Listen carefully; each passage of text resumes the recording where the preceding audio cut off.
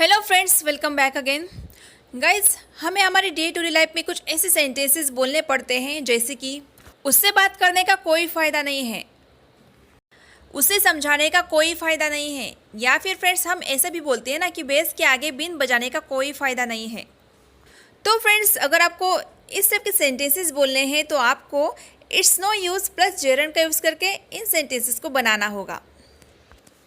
और फ्रेंड्स, जब हम किसी व्यक्ति के बारे में बात करते हैं जैसे कि अब उसके लिए कोशिश करके कोई फ़ायदा नहीं है, आपका आपस में लड़ाई झगड़ा करना व्यर्थ है, बेकार है।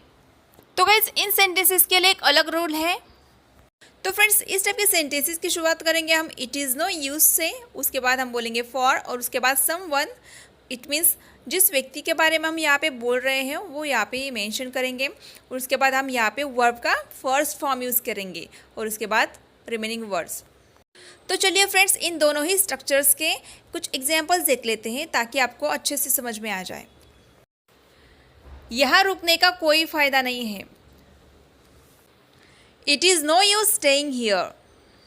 वैसे गाइज, आप इस सेंटेंस को और दो तरीके से बोल सकते हैं, like it is useless staying here और there is no use staying here. तो फ्रेंड्स, इस तरह से आप इन तीनों ही तरीके से इस टाइप के सेंटेंसेस बना सकते हो। Let's see some more examples. खाली बैठने का कोई फ़ायदा नहीं है, it is no use sitting idle. अगर आपको ऐसा बोलना हो कि भैंस के आगे बीन बजाने का कोई फ़ायदा नहीं है, यह एक कहावत है, तो इसे हम इंग्लिश में बोलेंगे it is no use casting pearls before swine. उसे समझाने का कोई फ़ायदा नहीं है, it is no use making him understand. उसके लिए कोशिश करना बेकार है। फ्रेंड्स, इस सेंटेंस को ट्रांसलेट करने के लिए हम सेकेंड स्ट्रक्चर का यूज़ करेंगे क्योंकि यहाँ पे किसी व्यक्ति के बारे में बात हो रही है। It is no use for him to try. अब मेरे लिए यहाँ रुकना बेकार है, it is no use for me to stay here now. तो गाइज, इस तरह से आप इन दोनों ही सेंटेंस स्ट्रक्चर्स का यूज़ अपने डेली कम्युनिकेशन में कर सकते हो।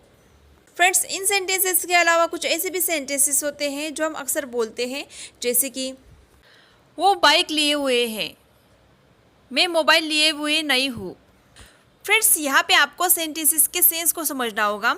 मैं मोबाइल लिए हुए नहीं हूँ, इसका मतलब ऐसा नहीं है कि मेरे पास मोबाइल नहीं है। मैं मोबाइल घर पे भूल गई हूँ, मतलब मैं मोबाइल लिए हुए नहीं हूँ। या फिर आपको किसी को पूछना हो कि आप कार लिए हुए हो। तो गाइस, इस टाइप के सेंटेंसेस बोलने के लिए आपको हैविंग प्लस नाउन का यूज़ करना होगा। तो गाइस, इस टाइप के सेंटेंसेस बनाने का रूल है, सबसे पहले हम बोलेंगे यहाँ पे सब्जेक्ट, उसके बाद हम यूज़ करेंगे हेल्पिंग वर्ब का, और उसके बाद हैविंग, और उसके बाद हम वो चीज़ यहाँ पे मेंशन करेंगे जो आप लिए हुए हो या लिए हुए नहीं हो। It means noun. मानो अगर आपको ऐसा बोलना हो कि मैं बाइक लिए हुए हूँ, तो ये सेंटेंस बनेगा I am having a bike, I am having a bike. मैं मोबाइल लिए हुए नहीं हूँ। फ्रेंड्स, हम यहाँ पे हेल्पिंग वर्ब पे बात नॉट का यूज़ करके सेंटेंस बनाएंगे, जैसे कि I am not having a mobile, I am not having a mobile. अगर आपको किसी को पूछना हो कि क्या आप कार लिए हुए हो, मतलब क्या आप कार लेकर आए हो, तो इसे आप पूछेंगे are you having a car.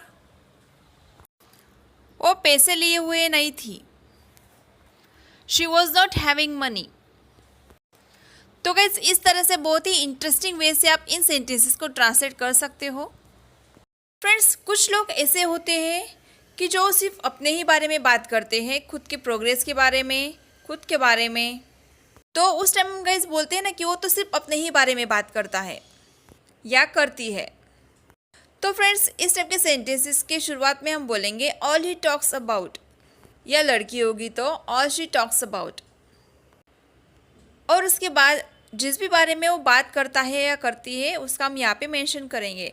Suppose अगर आपको ऐसा बोलना हो कि वो तो सिर्फ खुद की ही बात करती है, तो कैसे सेंटेंस बनेगा all she talks about her self, all she talks about her self. वो सिर्फ अपनी ही सफलता के बारे में बात करता है, all he talks about his success, all he talks about his success. तो गाइस, इस तरह से बहुत सारे सेंटेंसेस बना सकते हो।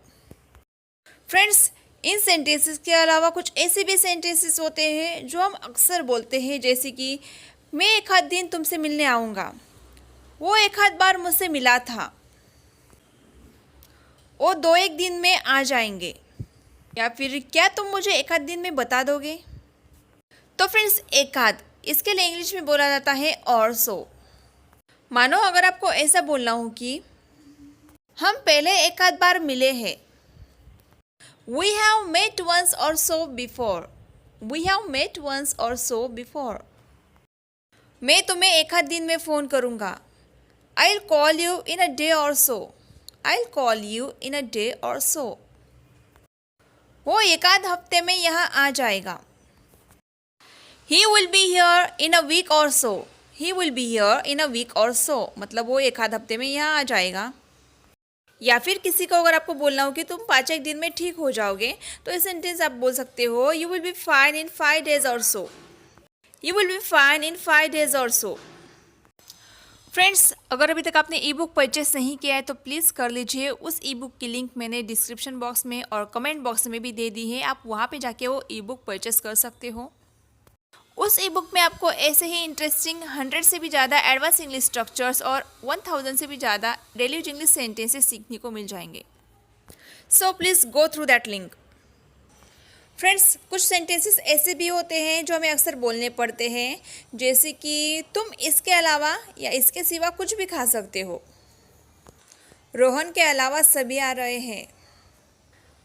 मैं उसके घर के अलावा कहीं भी जा सकता हूँ। तो फ्रेंड्स, सेंटेंसेस में के अलावा, के सिवा या फिर को छोड़कर इस तरह के वर्ड्स आ रहे हो तो आप इन सेंटेंसेस में बट और एक्सेप्ट का यूज़ करके सेंटेंसेस बना सकते हो।